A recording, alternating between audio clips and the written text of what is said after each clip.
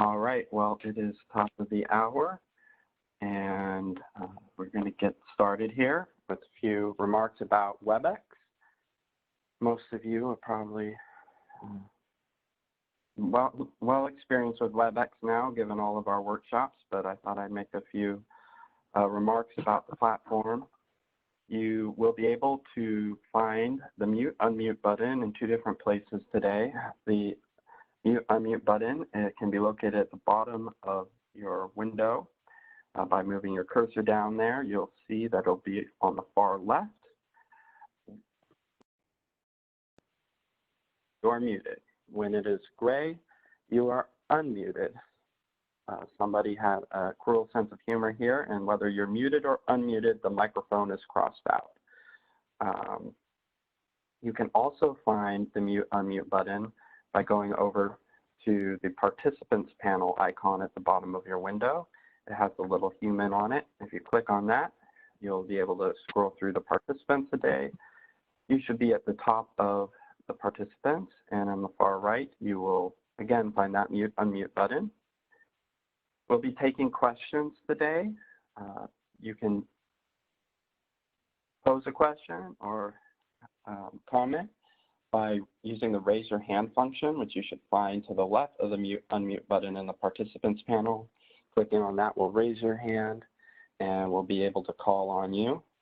If you want, after you've made your comment or question, please click on the unraise your hand button, and it will unraise your hand.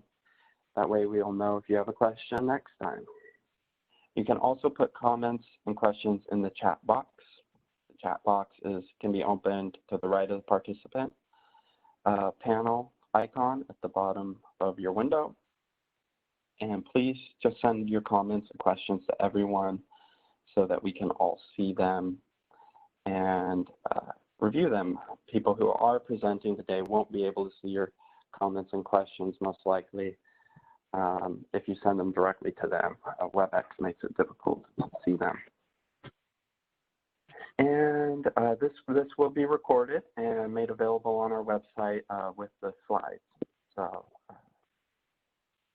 you can go back to our CETA webpage and find them there later today, if not tomorrow. Sometimes it takes a while for WebEx to process the recording. And with that, I'm going to turn it over to Glenn Blackman, Manager of the Energy Policy Office of Commerce. Thanks, Austin. It's always good to hear the good protocol on how to do a meeting, and I really do appreciate how well people have learned to use this platform for our workshops. So I look forward to another good workshop today. And today's workshop will be a little bit different than some of the ones we've done because we've essentially got one presentation from a group of people at the Bonneville Power Administration. The context for this is that for some of the smaller utilities, the ones that are not already subject to the Energy Independence Act, we need to figure out kind of how they satisfy the requirements of the Clean Energy Transformation Act to identify and acquire energy efficiency resources that are available and cost effective. And so these utilities generally are customers of the Bonneville Power Administration.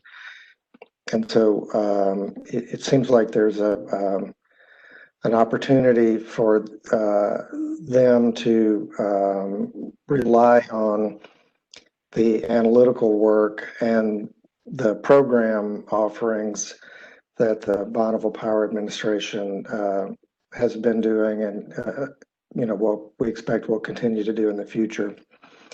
So we wanted to hear more about that work and kind of continue to test that option during the rulemaking process. And so we asked them to tell us more about what they do, and they were eager to do that on 8 o'clock on a Tuesday morning in July. So who would have thought? Anyway, I'm going to turn it over to Liz Klump now, and she's going to do a little more introduction, and then we'll get started with the presentation. Thank you. Thanks, Glenn and Austin. So this is Liz Klump. I work for Bonneville out of Olympia, Washington.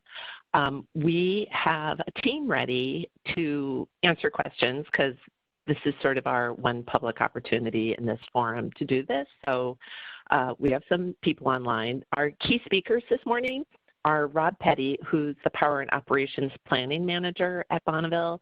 A couple of years ago, he used to be our lead on resource program, but our current lead is on vacation, so I really appreciate Rob coming back and helping us out with this today.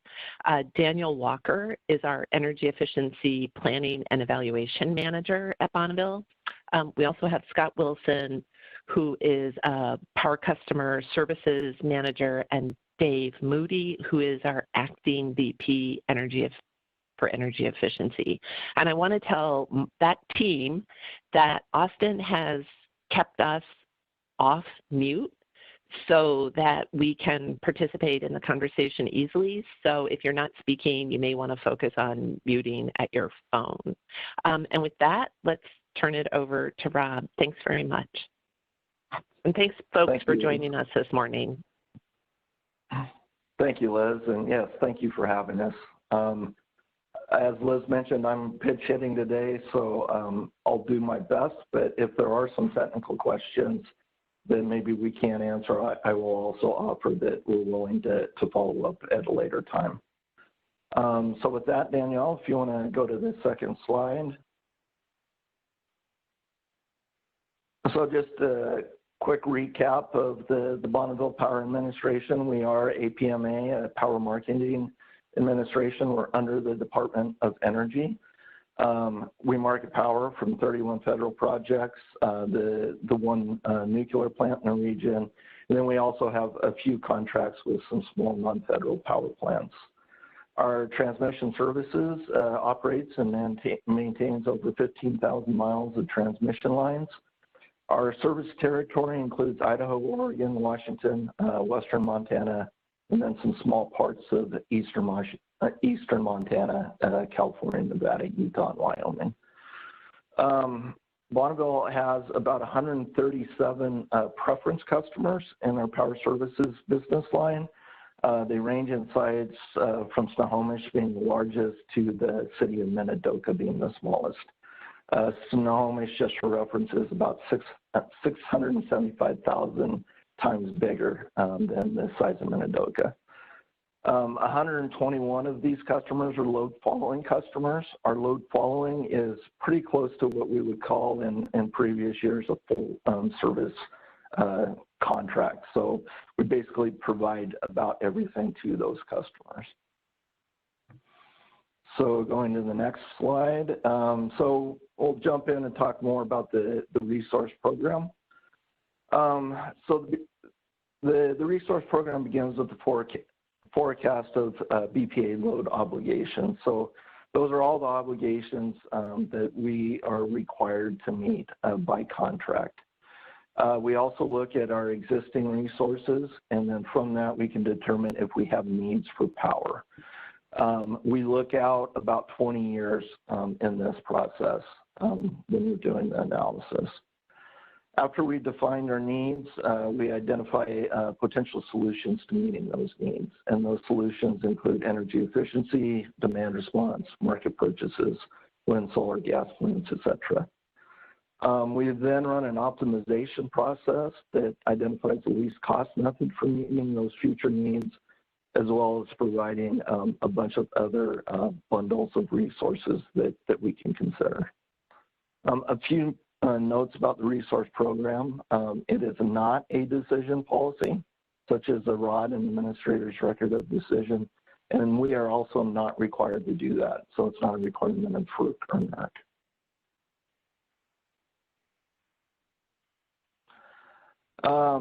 So I'm going to walk you through what we call the spider diagram. That's the diagram on the left, and then we have some more information in the following slides. But I think that this chart is a good way to see kind of how all the pieces of the puzzle fit together. So if you start up at the top, we start with what we call our metrics, and those are how we measure whether or not we have a need.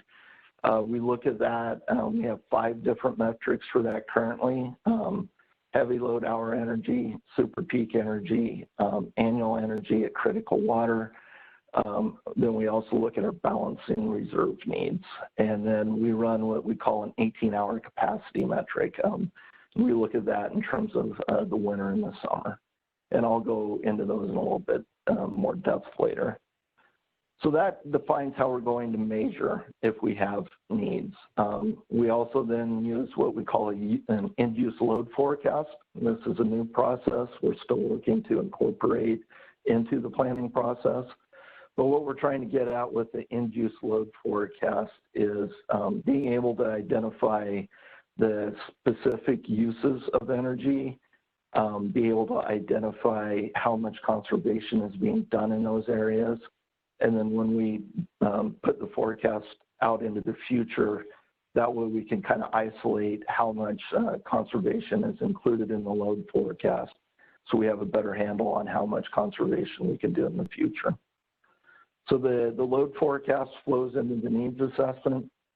We also then have a BPA resource forecast, and this is where we take basically all the existing resources that we have. We forecast those out into the future.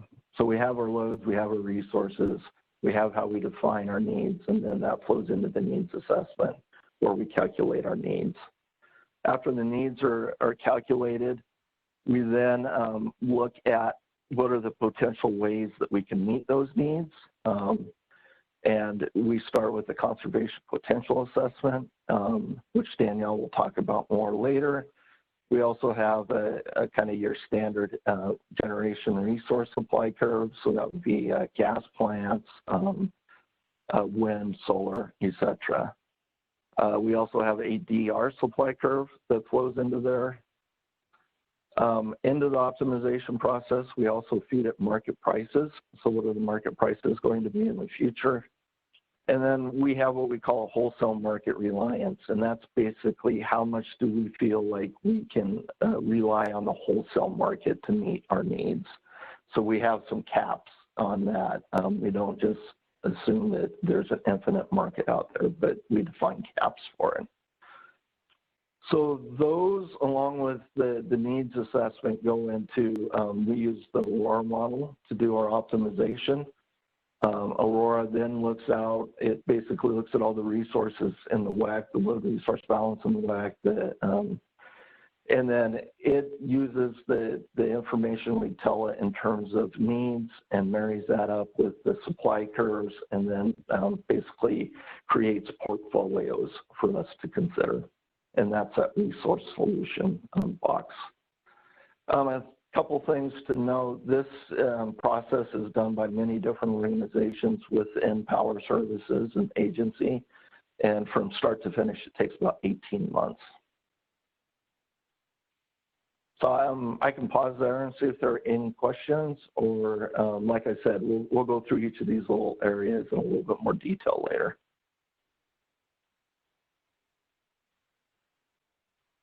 Okay, the supporting processes, which were basically those boxes in the spider diagram. So for weather and stream flow forecasting, we're currently using an 80-year historical record, which is 1929 through 2008. We are in the process of finishing up, basically probably this summer and fall, adding 10 more years to that record. So I would suspect next resource program will have a longer record available. We also use weather forecast in terms of heating and cooling degree days over the time period. What that does is really informs the load shapes, and we're also in the process of updating those. We are not currently including any explicit accounting for climate change. However, given the updated stream flow data that we now will have soon, and also we are in the process of finishing up the RMJOC2 work. So we are going to have more information available to us, and we've been talking internally about starting a process to figure out how we want to account for climate change in the future. So that is an initiative that we're just starting to roll. The load forecast, we do individual load forecasts for each customer, so they go out 20 years. Our load forecasting group does that, but they do it in consultation with the customer utility. And we've been working towards a frozen efficiency forecast for each utility, and that's kind of akin to that end-use load forecast that I was describing on the previous page. And again, that's a way to kind of isolate the conservation that has been occurring and what may occur in the future.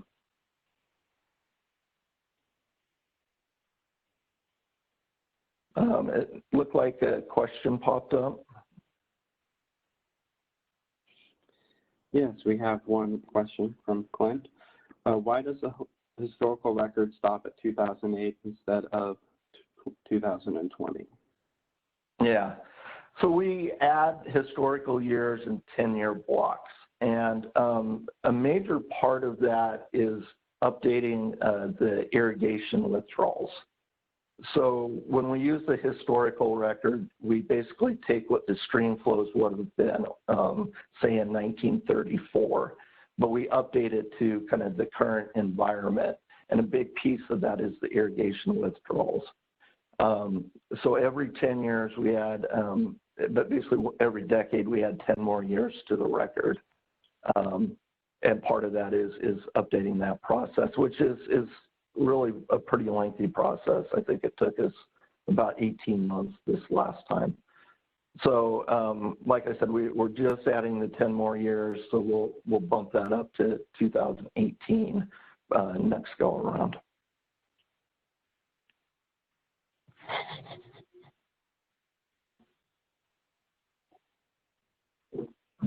So the existing resource forecast. So the chart on the left basically shows most of the hydro projects in the Northwest. We market the power from the federal projects, which are both owned by the Corps and the Bureau. The chart also shows some of the other projects. So this forecast is the major hydro projects using those 80 historical water years. Run through our hydro regulation models that update for current operating constraints such as spill, etc. In there, we also account for expected outages, maintenance, and overhauls of the projects. And then if we are seeing benefits from those upgrades, we'll include those in that forecast as well. It does include a forecast of the nuclear plant and any other power purchase agreements that we may have. So that kind of sets our resource base to go with our load forecast. So next slide. So the needs assessment, as I said earlier, it takes our load forecast and marries it up with our resources. We do this in a stochastic manner. So we gain the loads, we gain the CGS output. We obviously have the 80 different water years that we can marry up with those loads and CGS output to create distributions. We measure that we need, if we need new resources, by looking at 5 different metrics. As I mentioned earlier, we look at it in energy in terms of 1937 water, which is the critical water year. That's an annual energy look. We also look at it then in terms of distribution curves for our heavy load energy and our super peak energy. We create, by doing those games, a bunch of different surpluses and deficits. For both the heavy load hour and the super peak energy, we look at what we call the P10 of that distribution curve.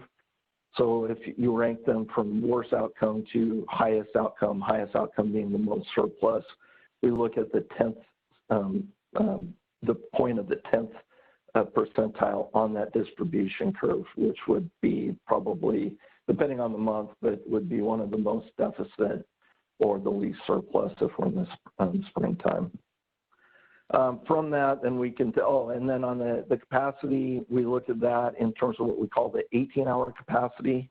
And that's basically if we have the resources to cover our loads in an extreme weather event in the winter and in the summer. And we measure that by looking at 3 consecutive days and the 6 highest hours of those 3 consecutive days. That's where the 18 hours come from. So we're really stress testing the system in that situation to make sure that we can generate enough to meet extreme loads during extreme weather events, both at hot and cold time frames. Once we calculate what our needs are for those different metrics, the 4 energy or the 3 energy, the 18-hour capacity, and then we also look at balancing reserves and whether or not we have enough balancing reserves to meet our requirements there. We then define those as needs, and those then flow into that optimization process. So next slide. Hey, this is Glenn, and I had a question on that last slide, if I could. Sure. Does the 5 metrics that you were discussing, does that reflect a specific resource adequacy standard that Bonneville has adopted? You know, can you translate that into any particular like loss of load probability or some other standard utility employing? Yeah. So yes and no. So we measure it that way because we want to make sure that we have the ability to meet our requirements over a broad spectrum of different needs. Now, do we have one that we would specifically say is RA? No. We have calculated loss of load probabilities in the past. I would say the one that's probably the most akin right now is the 18-hour capacity, but we are also working with the Northwest Power Pool RA process, and I suspect coming out of that there may be a more clearly defined RA metric that would be consistent with us as well as the other utilities across the region. And then how I would see this playing out is it would be an additional metric to the needs assessment. But there's still a lot of work to do in that process, so we'll see how it plays out. But that is one potential avenue of how we would get to an RA metric. All right, thank you. Yeah.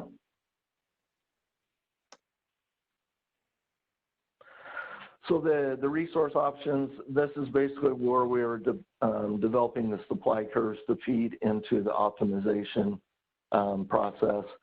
To date, we've included natural gas, solar, and wind as different options. And then for energy efficiency and demand response, we also develop a conservation potential assessment and a demand response potential assessment. And I think I will turn it over to Danielle at this point to pick up the conversation, and then I'll come back a little bit later. Yeah. Hi, thanks, Rob. So Rob and I are going to kind of bop back and forth here for a couple slides as we start to dig into some of the EE and DR components of the resource program. So I just wanted to highlight before I move on to the next slide that prior to this resource program, we relied wholly on the Northwest Power and Conservation Council's power plan, and we would just assume that whatever savings amount we committed to in the power plan is what we would assume in the resource program as the amount of energy efficiency that we were going to do. And so by shifting to this approach, where we were able to compare conservation to the other generating resources and other resources, we needed to be able to develop our own conservation potential assessment to understand specifically the conservation that was available in the Bonneville service territory. So we developed our own CPA, which was based solely off of the 7th Power Plan, but was adjusted for the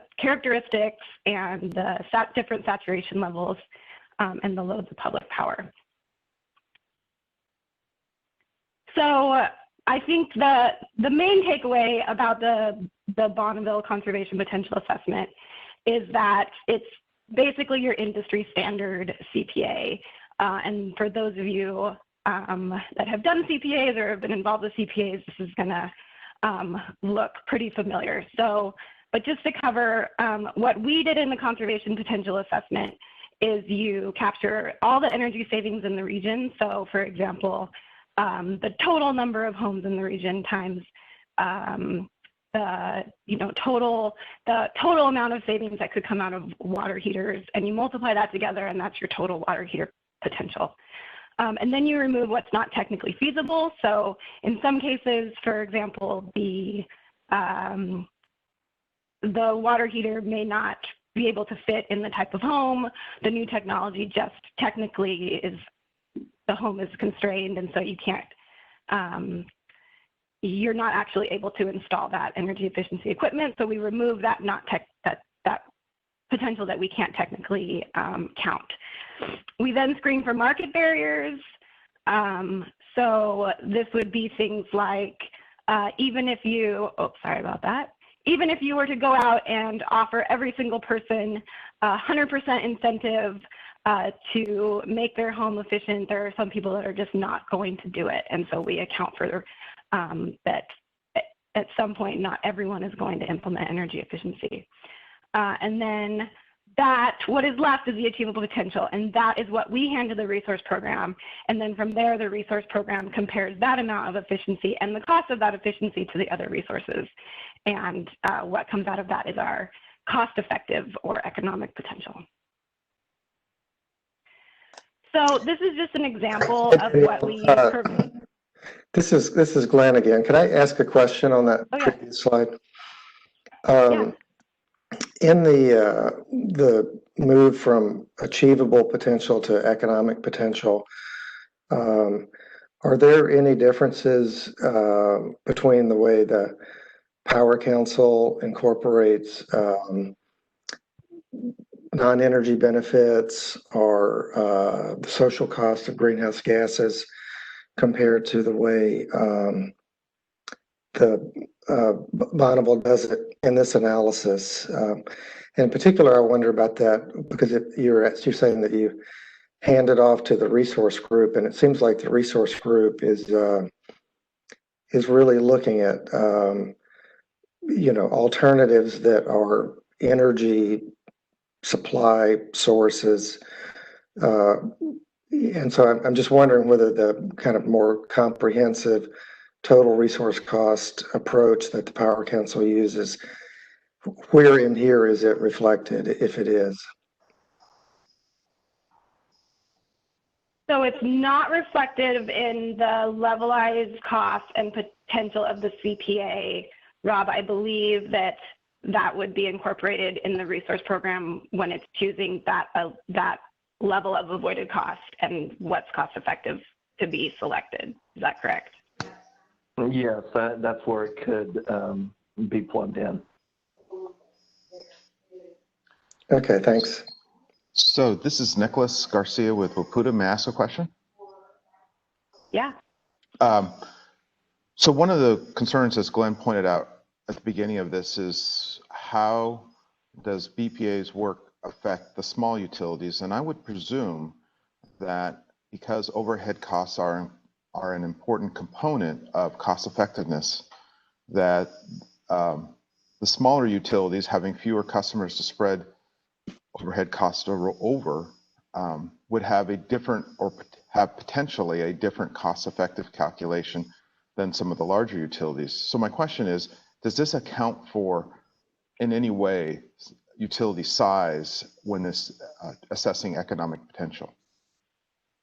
Yeah, that's a great question. It doesn't, the way that we account for costs is that actually within the total resource cost itself, and when you are estimating the total cost of a measure and calculating the levelized cost, there is an assumption across the board, so it's definitely not tailored to any individual utility, but there is a general assumption that we add a 20% cost adder into that levelized cost to account for overhead or administrative costs. It's usually called the admin adder.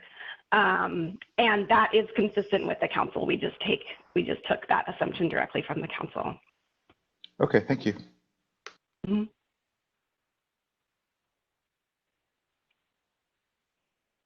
Okay, so this is just an example of what we provided to the resource program back in 2018.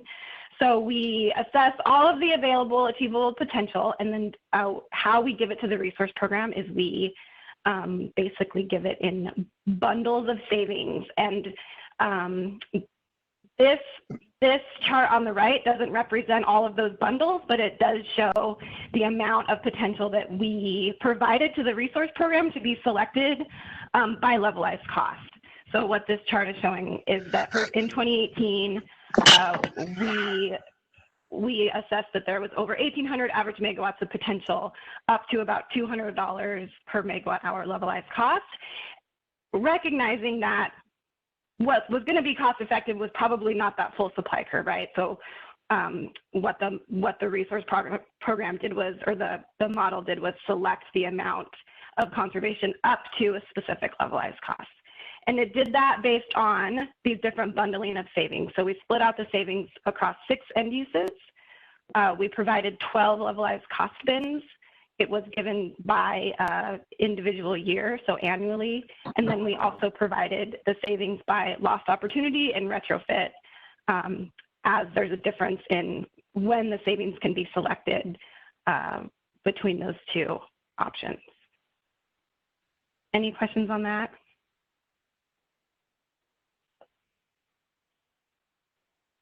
Okay. And this is also very consistent with the council. They don't have quite as many cost bundles that they're able to provide to their model, but it's the same methodology and approach. Okay, so I'm going to hand it back over to Rob for a few minutes.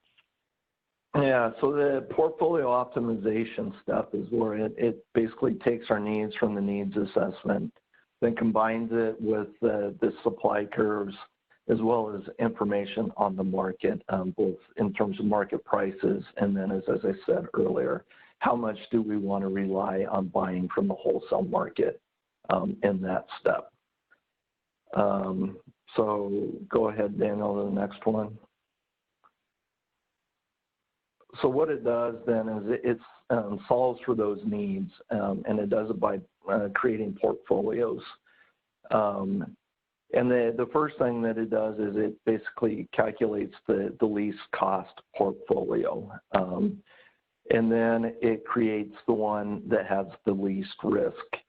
And what we mean by risk is the least amount of variation in the cost of the portfolio. That typically is driven by how much you're relying on the wholesale market and the variability of market prices. So if you want to rely on the wholesale market for a whole bunch of market purchases and you have a very volatile market, you're going to see a lot of variability in the cost of your portfolio. So that portfolio 1 would be the least cost, which is basically the cheapest way to do it, but typically has the highest amount of variability in it. And then if you look at the other end, portfolio 40 down there, then that would be the one that would have very little cost variability, but would be the highest cost. And that one is where you're probably buying and or building the most amount of resources so that your costs just don't vary. So with this, and then basically the model fills in what it calls an efficient frontier, which is a bunch of different portfolios in between the 2. From that, then the information can be given to the decision makers. You can break those portfolios apart to see what's in them, what's driving the cost, how much energy efficiency there is in there, how much demand response, etc. Then that can be given to the decision makers, and then ultimately they can kind of decide on what strategy they want to move forward with, which would typically be one of those portfolios. Hey, Rob and Danielle, we have a question in the chat box from Johnny. She writes, how do you capture the peak values of some measures if they are bundled by cost?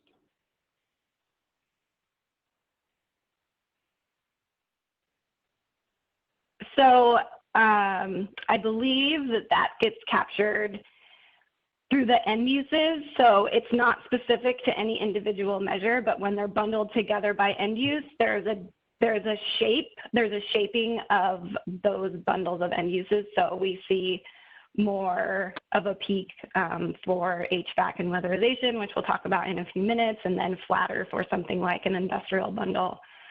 So the resource program, depending on the needs, will pick the bundles that match the need, and that's where the value then comes out of that selection. Rob, do you want to add anything to that? No.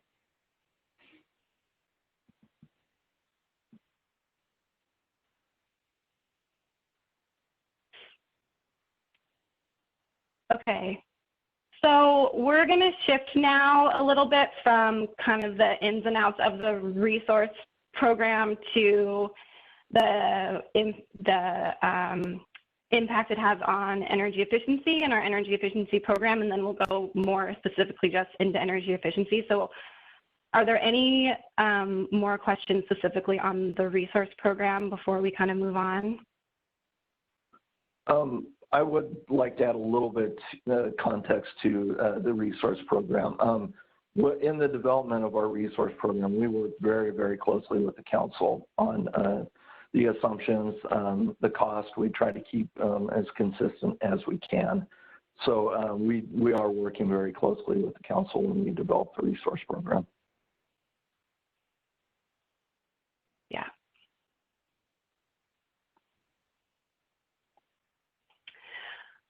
Okay, so definitely stop me if there's any questions as we go through this stuff. I think most of you are very familiar of most of this information and can probably present it for me. So keep me honest here.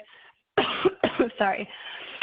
So when we think about how we use the information out of the resource program to establish our energy efficiency goals, it's one piece of information. It's an incredibly valuable piece of information. And especially since we enhanced the capabilities of the resource program and really allowed us to see specifically for public power service territory, just how much conservation there was and how it specifically fit into our needs over the next 20 years.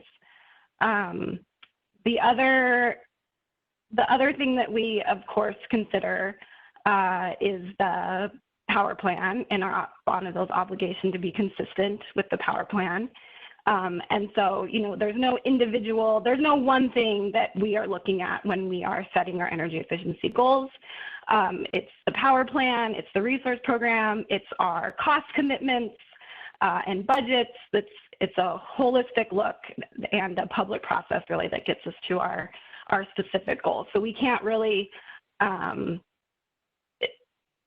point to, you know, say one specific number that would come out of the resource program that would say, you know, this is the number that we are going, this is the cost-effective number for Bonneville.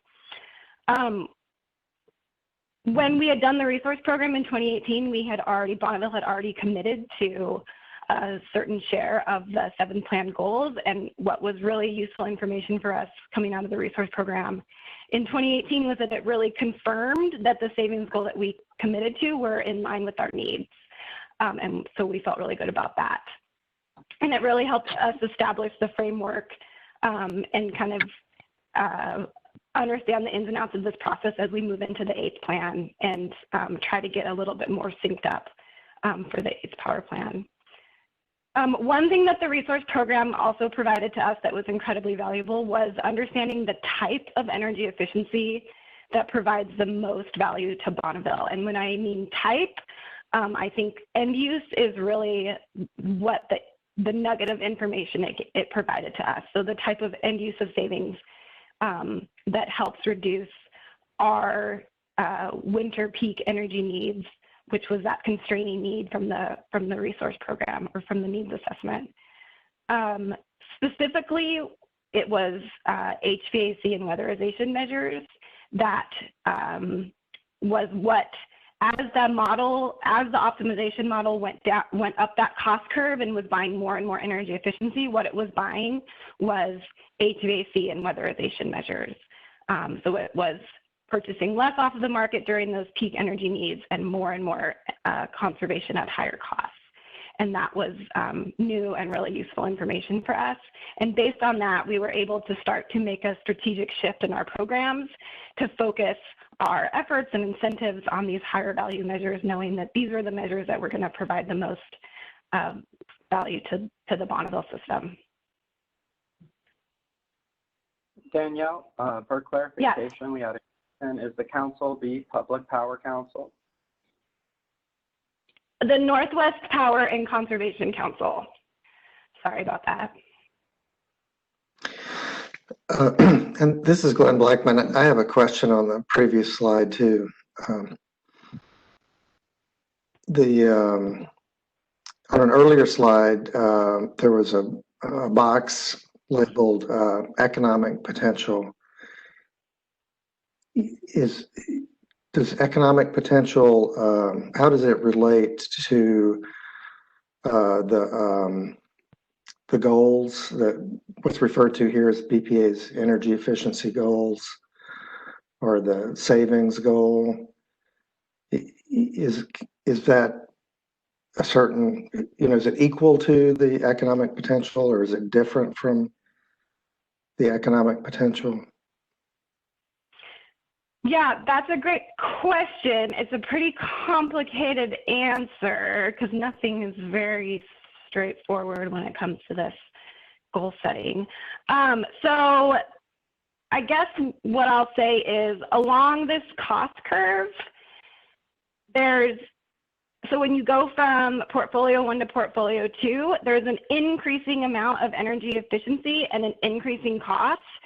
So wherever if you were to base a goal set based on one of those portfolios on one of those dots, the economic potential, however far up that cost curve the model went, would be the amount of economic potential.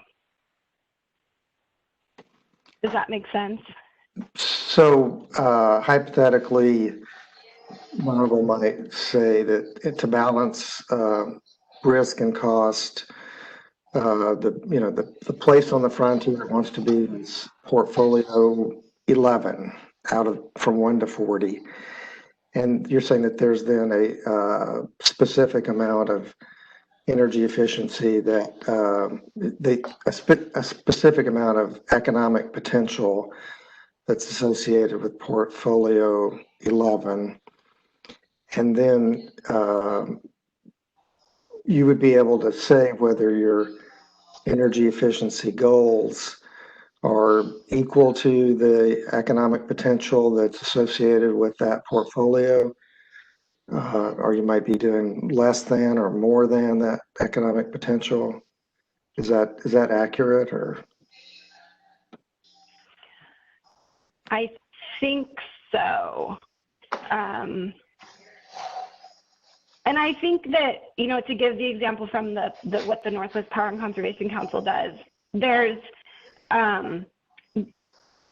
it's not often that they take a direct output from their modeling and say, oh, this is the regional target. They look across the spectrum and they pick a number that is an appropriate regional target. And then from there, they say, okay, how much energy efficiency was selected in that bundle? What was the levelized cost at which it was selected? And that then produces the economic potential.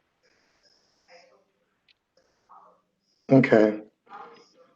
And then in addition to the overall potential, is an output here periodic targets, like that we can get this much in the next 2 years and then another quantity in the 2 years that follow, et cetera?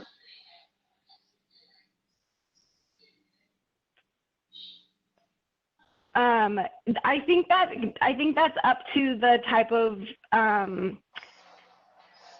the way a utility wants to do this. So you can look at these numbers annually. You could also look at an endpoint out 10 years and then kind of develop your own goals to build up to that.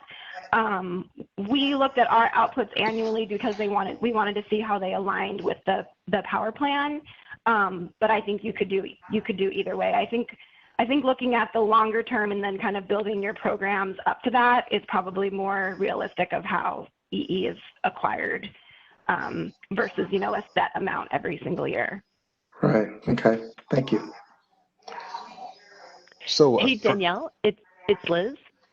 Yeah. We have 6 slides in 15 minutes, but the questions have been really good. So maybe you go ahead and prioritize what you want to hit in the next 6. Okay. I'm going to start speeding up a little bit.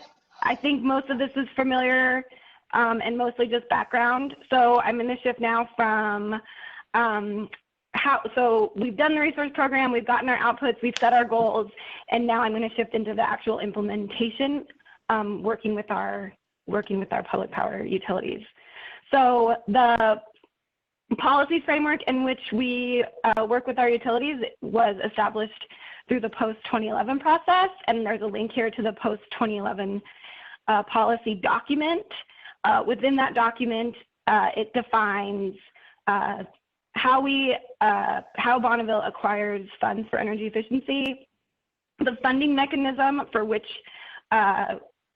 utilities invoice Bonneville and their funds are returned, the amount of self-funding that is expected from directly from utilities, something called performance payments, which I'll get into later, and the establishment of the small rural residential utilities, which some offerings are tailored specifically for them and their needs, and their unique needs, I should say. So how we implement our goal. So we set a goal, we look at the resource program, we work with the council, we look at our budgets, we set a goal. We set an all public power goal. And I'll say this in the next slide, we do not set individual utility targets.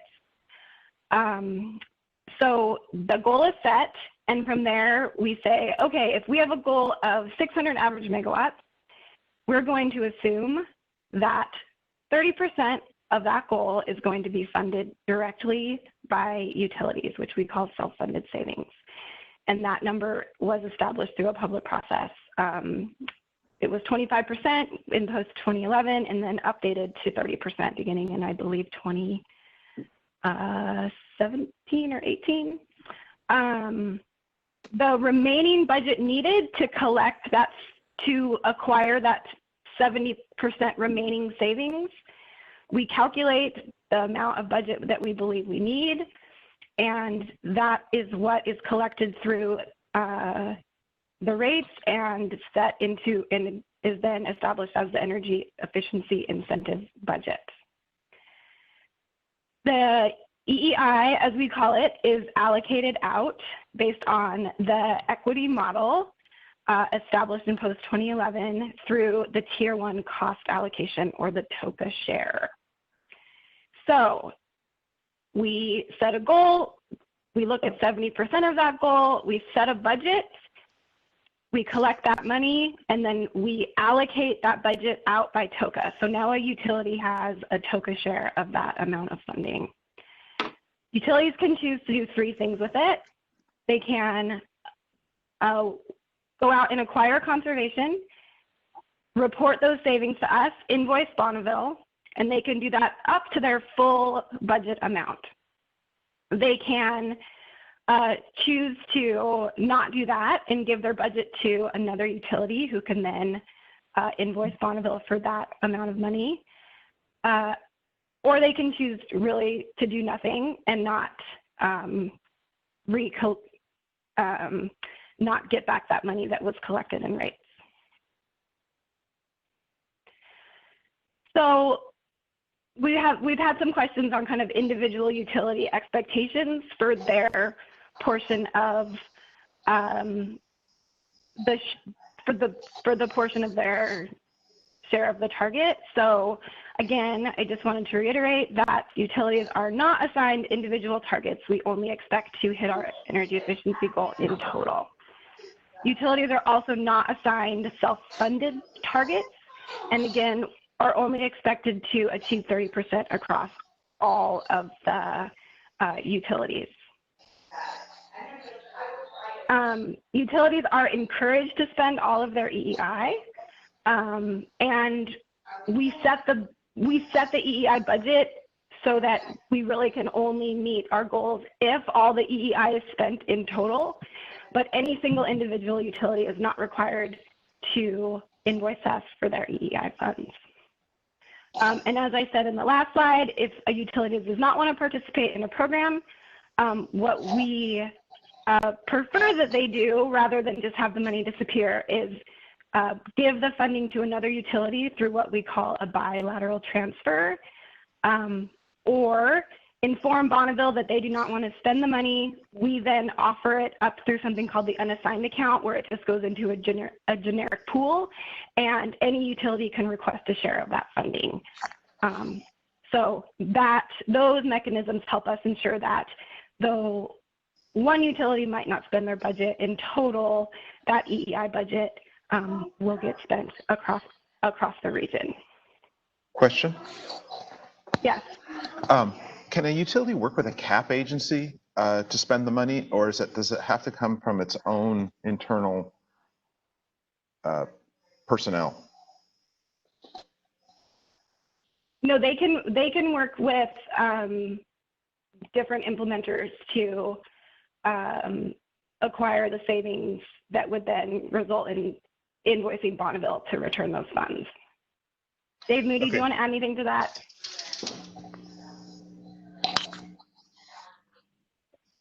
No, that's yeah. You covered it, Danielle. Utilities can work with CAP agencies or any implementer they choose, as long as it meets Bonneville's requirements. They can do so. Okay, thank you.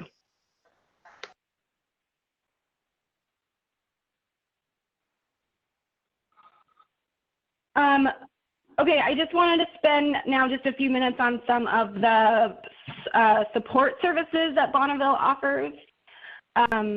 As I mentioned earlier, in the post-2011 process, something called performance payments was established. And what that is that utilities, a portion of that budget, so up to 20% for the larger utilities, and then the small rural residential utilities, they can spend up to 30% of their budget on basically an amount of funding that does not need to get directly spent on energy efficiency acquisition. It is, in order to get it, you have to do energy efficiency, you have to invoice us, but then on top of that, a portion of that money is just returned back to the utility to spend on administrative support, to spend on third-party support. And so this is a nice way for utilities, especially the smaller utilities who are limited with staff, to be able to, or don't have very large budgets, to be able to collect some of that EEI back just for administrative and overhead support. And they get it back at a certain rate. So for every kilowatt hour that they invoice Bonneville, if you're a small rural residential utility, you get 8 cents back in performance payment, up to 30% of your budget. And then I'm just going to run through this list really fast. We offer a number of programs that come with infrastructure support, both technical and marketing and staffing support, just to kind of across the board. We have residential programs, we have the Energy Smart Industrial Program, the Commercial Trade Ally Network. We are coming out with a new residential program called Comfort Ready Homes, which ties back to that strategic shift to the HVAC and weatherization savings that we learned from the resource program. We have a marketing toolkit and portal, and then of course we have our very knowledgeable and supportive energy efficiency representatives.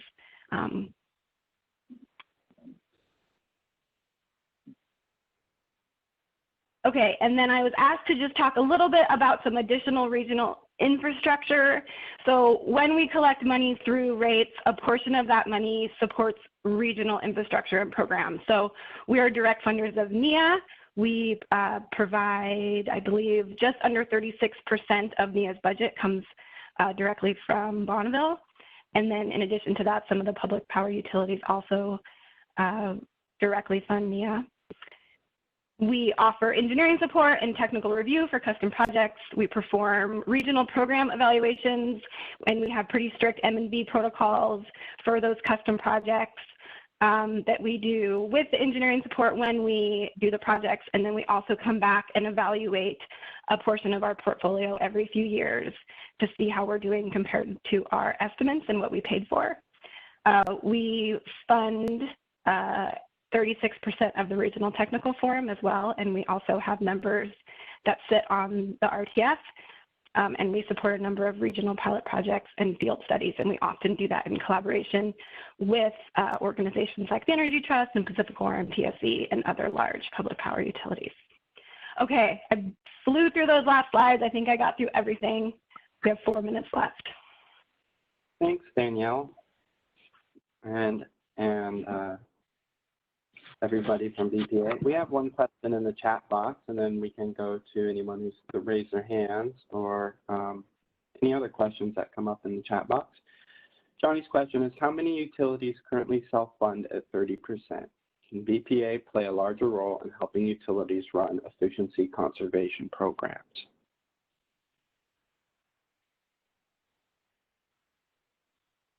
Dave, do you know off the top of your head that number?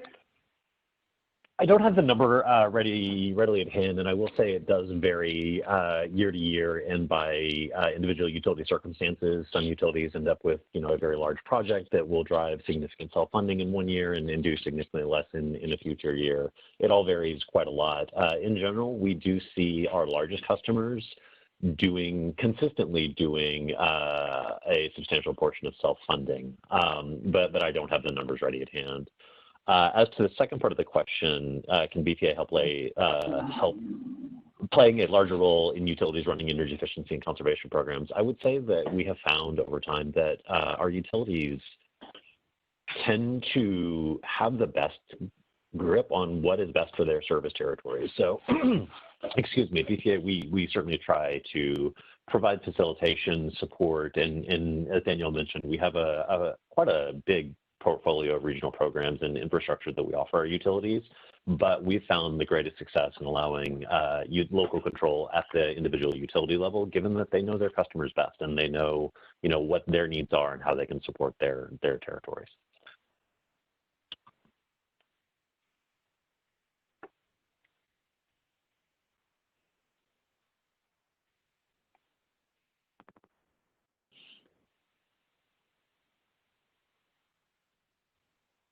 We invite any other questions at this time before we close out. Unless Glenn wants to give any closing remarks or has any questions. I don't think I have any more questions right now. It's been very helpful to me for you to go through that, and I really appreciate you taking the time to do it. And we will continue to work on this with all the stakeholders and the rulemaking process, and see if we can figure out a good approach for the smaller utilities that meets the requirements of CETA, but is also realistic given their circumstances. This is Liz. I just want to say thanks for inviting us, and have a good day, everyone. Yes, thanks a lot. It's 9 o'clock and we've already accomplished something, so good for all 66 of us. Thank you. Okay, thanks. All right, bye-bye. Thanks, everyone. Thank you.